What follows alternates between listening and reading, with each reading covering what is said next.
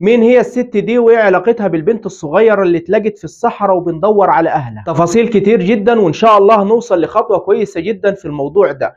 لكن كالعادة وقبل ما نبدأ يا ريت ما تنساش تعمل لايك للفيديو واعمل متابعة لصفحتنا الجديدة علشان دي اللي هيكون عليها الفيديوهات. ويلا نبدأ. من ايام في فيديو طلعت واتكلمت عن بنت صغيرة اتلقت في الصحراء على الطريق الصحراوي بمحافظة اسيوط وبالتحديد مركز ومدينة ديروت، وما كانتش على الطريق اللي هي مسنودة جنب الاسفلت او بعده بشوية، لا دي كانت موجودة لجوه. يعني اللي خدها نزل على الطريق ومشي بيها شوية في الصحراء وبعدين سابها. ربنا أراد إن في ناس تروح وتلاقي البنت دي وتسلمها بعدها للجهات الأمنية. الجهات الأمنية مشكورة ودتها بعدها المركز رعاية، والبنت بتاخد أحسن رعاية دلوقتي وفي صحة الحمد لله. وحسب كلام الدكتور اللي شافها قال البنت دي عندها 6 شهور، ومن وقت ما اتلاقت وبعد ما اتكلمنا عليها يعني عندها حوالي 7 شهور. ومن ضمن الكلام اللي قلناه ان البنت دي لها ام بتدور عليها، واكدنا على الكلام ده، وده كان بسبب ان البنت مش صغيره، يعني ما عندهاش شهر ولا يوم ولا اسبوع، لا دي اترمت وهي عندها 6 شهور. وبعد الفيديو نشرت صورتها اكتر من مره لحد ما اتفاجئت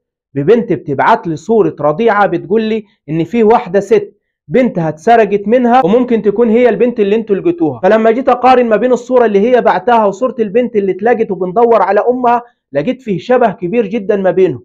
نشرت وخدت راي الناس، بالفعل الاغلبيه قالوا ان في شبه كبير ما بين البنت دي وما بين البنت دي. طيب مين الام دي وفين مكانها؟ مين الست اللي بنتها الرضيعه اتسرقت منها ولحد دلوقتي ما اتكلمتش عنها ولا دورت عليها؟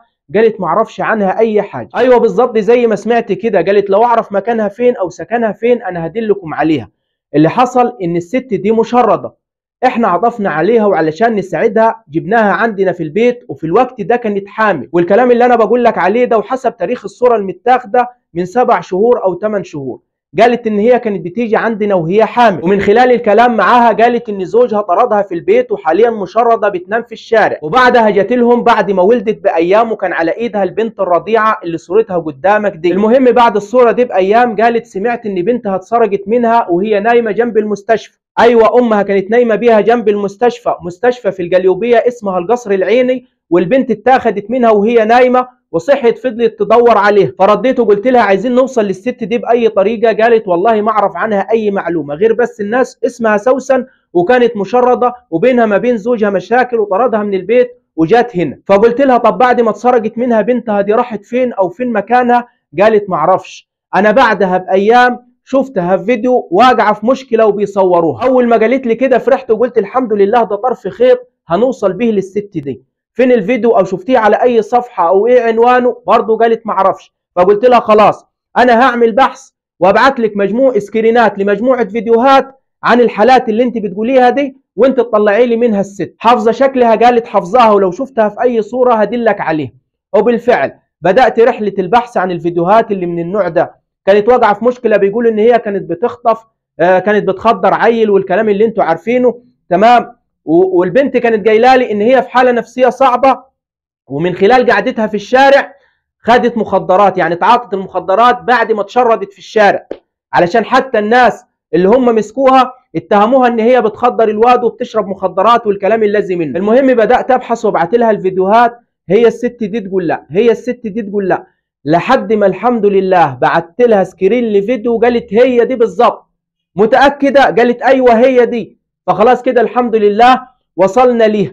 ليه طبعا وصلنا ليها؟ لان المكان اللي كانت ممسوكه فيه هي اللي هتروح الجسم بتاعه. فالعنوان كان بيقول ان المشكله كانت في محافظه الجيزه وبالتحديد منطقه الهرم عند الليبين. ومن بعدها تواصلت مع حد ساكن في المنطقه هناك وقلت له بالتالي، يعني انا كنت عارف ان اول ما هقول لاي حد عن الموضوع هيعرفه لانه مميز. قلت له من كام شهر فيه بنت اتمسكت في كذا كذا كذا، وعلى طول كان الرد منه ايوه انا فاكر الواقعه دي لانها كانت في الشارع اللي ورايا. طيب عايزين نوصل للست دي، عايزينك تسال في جسم الهرم عنها وعن الواقعه بتاعتها، اكيد معروفه في الجسم واكيد هيدلونا عليه. بعدها رد عليا وقال ان البنت دي من الارياف وكانت مشرده في الشارع وبالفعل بنتها اتسرقت منها. طيب البنت موجوده في الجسم، موجوده في السجن؟ فقال لي لا، لما سالت عنها قالوا ان اتحولت لدار رعايه تقريبا علشان تعبها النفسي بسبب اللي هي كانت بتاخده لما مشت في الشارع. المهم اللي انا عايز اقوله لك ان كل اللي حصل ده مش صدفه، ربنا اراد ان هي تروح عند الناس دول ويتكلموا معاها ويعرفوا اللي حصل معاها، وان جوزها طردها واتشردت في الشارع، وفي الوقت ده كانت حامل، وان تروح ليهم تاني بعد ولادتها والبنت تصور الرضيعه بنتها، ويسمعوا بعدها ان بنتها اتسرقت منها، وبعدها يعرفوا بالمشكله اللي حصلت معاها واللي من خلالها قدرنا نوصل ليها، ان لولا المشكله اللي حصلت معاها واللي كانت بمثابه علامه ما كناش عرفنا نوصل ليها. وعايز اقول لك برضو ان وارد في الاخر ما تطلعش امها، بس احنا بنعمل اللي علينا. احنا قدامنا بنتها اتسرقت منها وهي نايمه في الشارع في نفس عمر البنت اللي اتلقت في الصحراء، وبندور على امها دلوقتي، وفيه شبه كبير ما بين الاتنين. مش بس كده، ده احنا لو هنركز على ملامح البنت اللي بندور على امها وملامح الست دي، في ملامح كتير متشابهه ما بينهم. ركز معايا كده على ودن البنت الصغيره وعلى ودن الست.